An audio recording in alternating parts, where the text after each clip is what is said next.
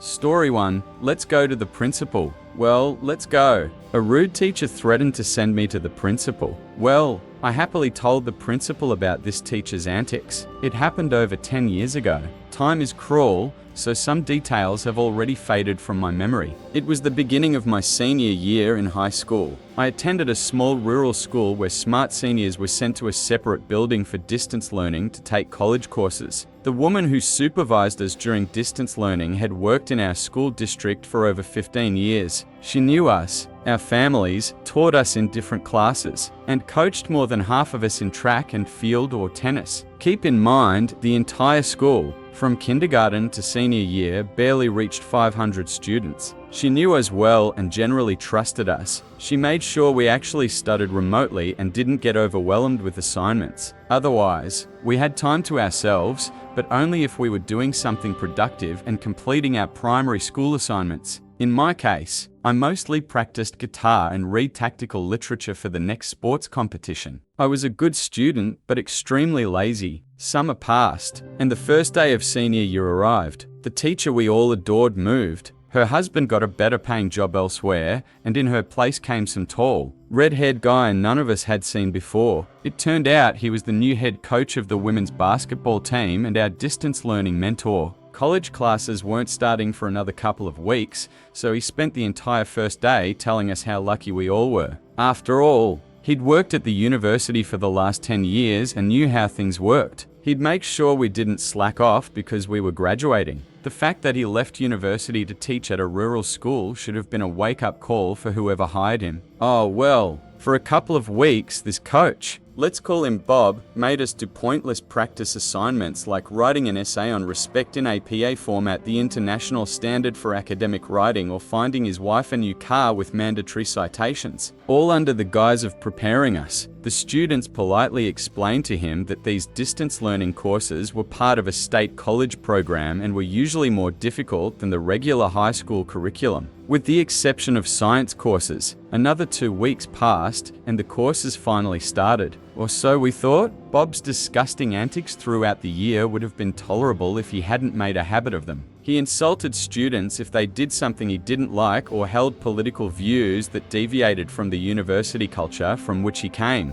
He got so bad that we had to turn in all assignments to him first before sending them to real professors, but he graded them slowly, causing many of us to lose points for late submissions. Over time, we started to forget about them and sent him a copy at the same time we sent it to the professor. Bob also claimed that we weren't mature enough for this format of learning, even though everyone had to maintain a 3.0 GPA and our average was 3.8. He said that if it were up to him, he'd send our insolent asses back to the main school building for real classes. The final straw came at the end of the fall semester. We'd all taken our finals and were already looking forward to the holidays. Bob showed up that morning in an even worse mood than usual. I later learned it was the day his divorce proceedings began, and he started yelling at a girl about her clothes. She ignored him, as did the rest of us. We simply made it through the semester. Then Bob launched into another rant about how terrible and smug we were. No one listened. This made him even angrier, but he knew there was no real reason to punish us, so he lashed out at one kid.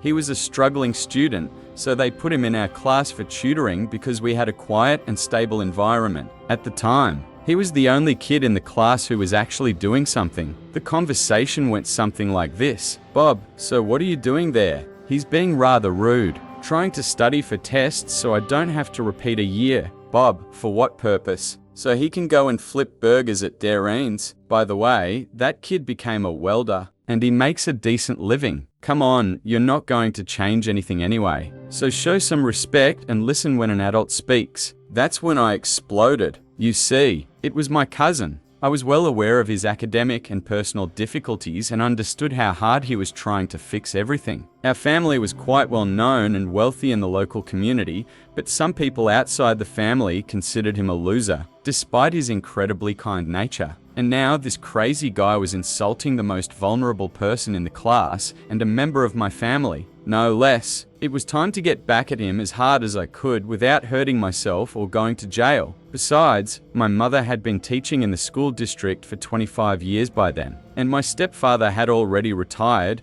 but he used to be a school psychologist. so I knew the drill. I'd previously refrained from telling my parents about his behavior because Bot's daughter had already become part of our circle of friends. I knew how hard it would be for her if her father lost his job. His reputation was already making her life difficult. The students in the college program all played theatre and sports together, so she was a part of our lives. Again, the school was tiny. Half the high school football offensive line had performed in the district-winning production of Flowers for Algernon, and our star running back had also qualified for the regional level in work tech. But Bob's daughter was leaving for college out of state after graduation, so collateral damage would be minimal. Knowing what would happen next, I casually remarked, "Coach Bob, I think if you knew half as much about basketball as you think you know about my cousin, you'd still be working at the university, or you'd have gotten an extra year at the last school board meeting. Where will you work after this school year ends?" A dead silence reigned. This information was unknown to anyone yet. Bob's face turned bright red.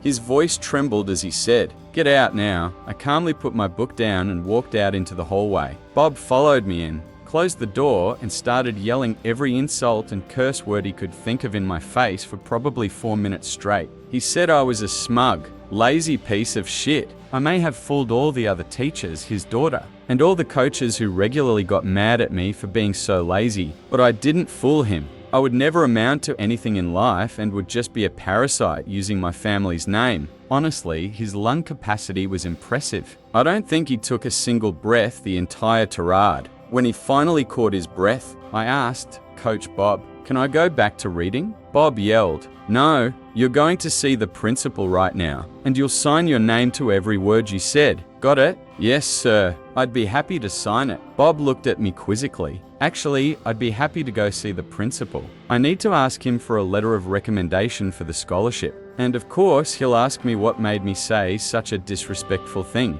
Of course, I can't lie to him. And then I'll have to mention our little conversation here." At that moment, the teacher from the next class, who was also related to me, came out to see what the commotion was and at least heard the end of his magnificent speech. She was about to say something, but I smiled at her and winked. I had everything in hand. At 18, I felt like I was on top of my game. Bob sent me back to the distance learning class and followed me. I stood by the door, expecting him to send me to the principal's office. The minutes passed, but nothing happened. "Sit down, Jones." "Coach Bob, I believe misunderstandings in class are punishable by a referral to the principal." "If you insist." Boba's voice began to rise, but at that moment, he already understood the situation he was in. He wrote out the referral, and I happily trudged off to the administrative office. The principal was surprised to see me, and even more shocked that I'd been sent there for a disciplinary violation. I told him what had happened and was given a day's detention as punishment for openly disrespecting a teacher, which I pretty much deserved. "And thanks for your honesty."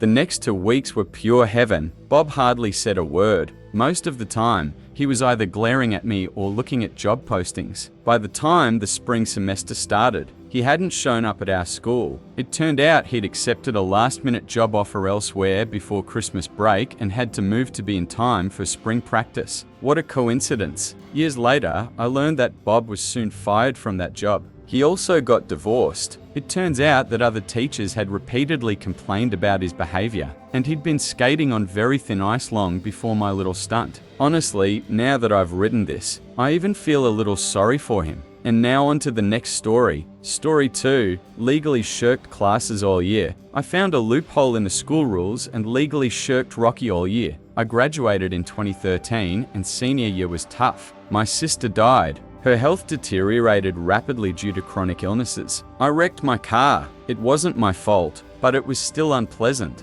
I suffered 2 concussions during the year, but you see, in the first half of the year, tardiness among all students increased sharply. The thing is, the school changed the parking zones for students. It essentially meant that everyone who arrived in their own car and everyone who used the school entrance closest to that parking lot were caught in a giant bottleneck. And a single student who started acting up could delay hundreds of people trying to enter the building. It was absurd. On top of that, the school administration reduced the time for walks between classes from 7 minutes to 5. Keep in mind, even if you walked from one end of the school to the other through completely empty hallways, it would take at least 5 minutes. And if you add another 1,200 people in the crowd, Even 7 minutes was a stretch, so lateness to class became much more frequent. And the administration decided the best way to fix this was to introduce new penalties for tardiness. Until this year, if you were late 5 times, you had to stay after school with the teacher whose class you were late for. And that was it. If you skipped class 5 times without a note from a parent or doctor, you were suspended. And if you missed more than 20 days of classes in a subject,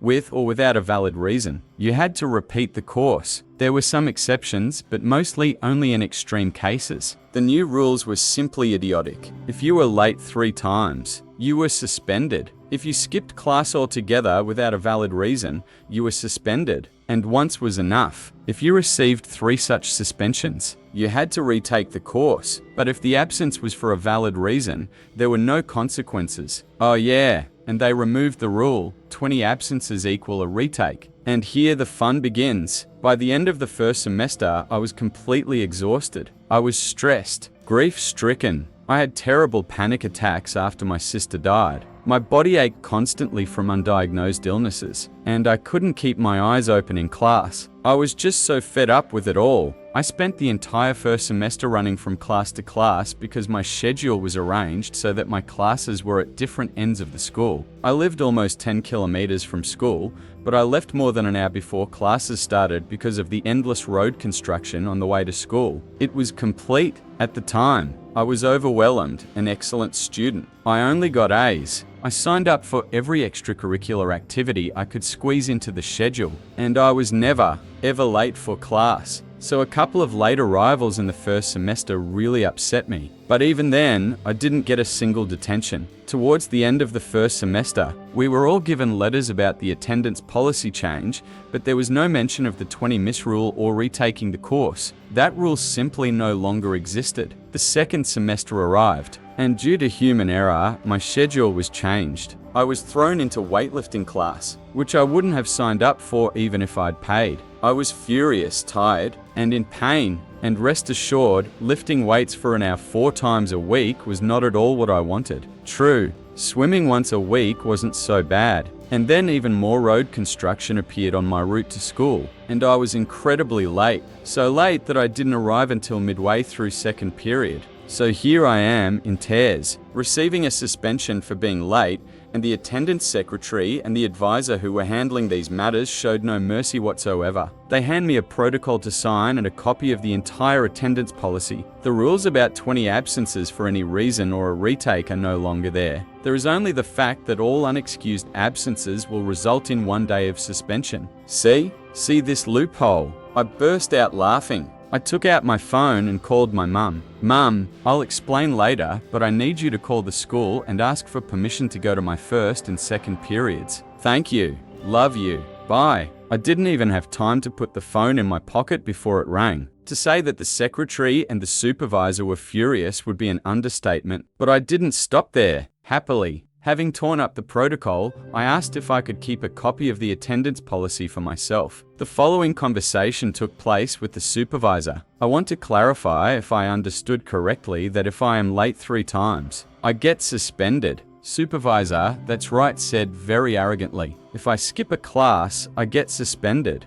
Right, he said, crossing his arms, as if he was trying to appear particularly menacing. But if Mum calls or writes a note saying my absence is for a good reason, there will be no consequences. Right, it was clear he was trying to figure out if he had any power left. But good luck convincing your parent to do that, and it doesn't matter how many days I miss. The 20 miss rule or retake has been completely abolished and hasn't been replaced by anything. And that's when he realized what a loophole I'd found. Honestly, watching that guy collapse when it dawned on him that I'd found a way to circumvent the suspension system was a masterpiece. He let go of his hands and practically sank into his chair. Advisor, right, excellent. Thank you for your time. And I still have time before third period. I'll go to the vending machine for a snack. While I'm at it, I stumbled into third period with pretzels and a Coke, happy as an elephant. That evening, my mum wrote me about 50 notes with the words, I grant the author permission to be absent from class, an empty seat. If you have any questions, call the work number, signed by the author's mother,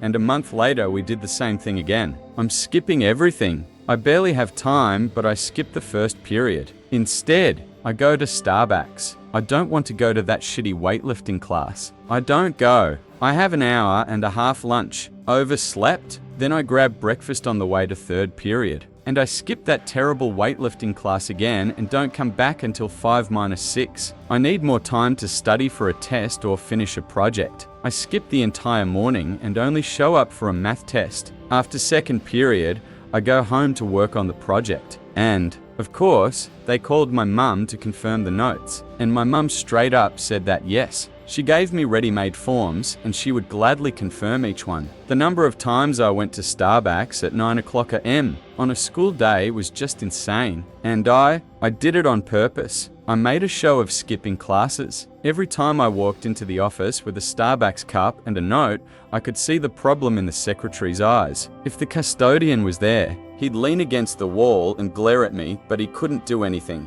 Our district had a strict rule regarding changing rules. This meant that any changes, like attendance policies or dress codes, had to be implemented only at the beginning of the semester and remained unchanged until the end. This same custodian tried to appeal this rule at every school board meeting. I went to the first one that semester. One of the board members just burst out laughing when he heard the situation. He asked, "Who the hell wrote that policy?" And the custodian turned as red as a can of Coke. Basically, he was told he'd set this whole thing up. Now he can deal with it. The next school year, the attendance policy was reverted to the previous version, but I'd already graduated, so it didn't matter to me anymore. Naturally, I told others about my discovery, and soon everyone started using this loophole. Of course, not all parents colluded with their children, but enough did. My grades stayed the same and my mental and physical health improved because I stopped working myself to death. All I know is that without this loophole, I would have just worked myself to death and most likely ended up in the hospital. This loophole saved my life. After all I did was ask my mother to excuse my absences. It's not my fault that she let me miss more than 20 classes. Edited. I saw a fair question about the legality of truancy and that schools are not obligated to endlessly accept parental notes. Schools are indeed not obligated to endlessly accept excuses from parents. That's why the whole thing was so stupid. The school got into a lot of trouble for the number of absences that semester, but that happened after the fact. All I know is that the supervisor no longer works at the school,